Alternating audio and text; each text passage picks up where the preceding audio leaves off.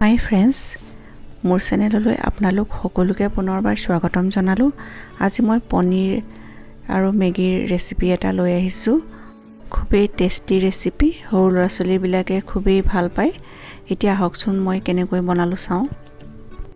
এয়া মই গেছত এখন কেৰাহী উঠাই দিছোঁ। এতিয়া মই ইয়াত ৰিফাইন তেল দিম। আপোনালোকে ৰিফাইন তেলৰ সলনি অন্য তেল নাইবা বাটাৰো ইউজ কৰিব পাৰে। এতিয়া মই পনীৰখিনি ভাজি ল'ম। যদি আপোনালোকে পনীৰখিনি ভাজিলে ভাল নাপায় তেন্তে নেভাজিলেও কোনো কথা নাই, কিন্তু ভাজিলে পনীৰখিনি দেখিবলৈ অকণমান ধুনীয়া হয় কাৰণে মই ভাজি লৈছোঁ।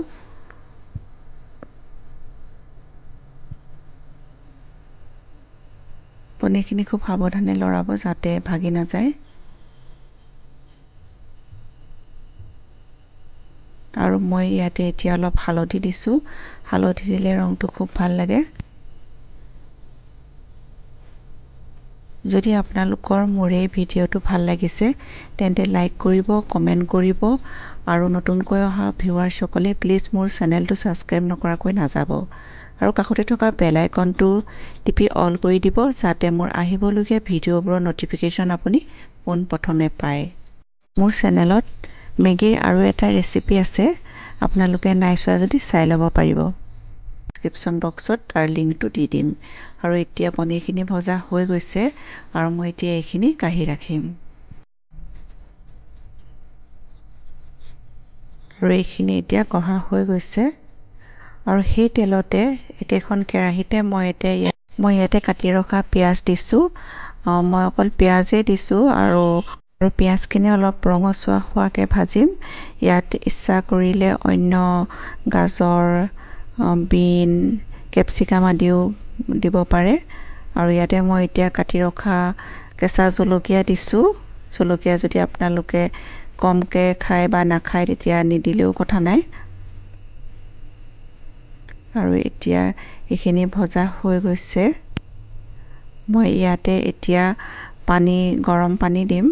গৰম পানী মই যিহেতুকে মই 3 পেকেট মেগী বনাম সেইকাৰণে 3 কাপ পানী দিছোঁ। এতিয়া পানীখিনি অলপ উতল আহিলত মই ইয়াতে মেগী মছলাৰ পেকেটকেইটা দি দিছোঁ আৰু অকণমান লৰাই দিছোঁ। আৰু ইয়াতে মই অকণমান লাল মিৰ্চ পাউডাৰ দিছোঁ।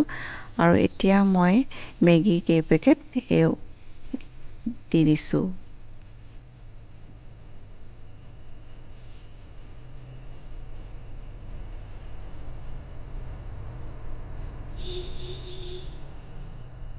আৰু মই এতিয়া এইখিনি ভালকৈ লৰাই দিম।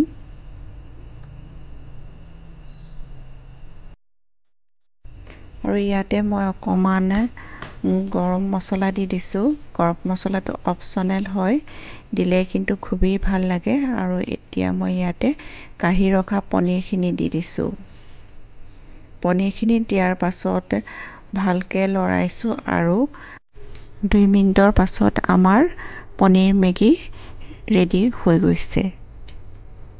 পুনৰ নতুন এটা ভিডিঅ' লৈ আপোনালোকৰ ওচৰলৈ আহিম। ধন্যবাদ।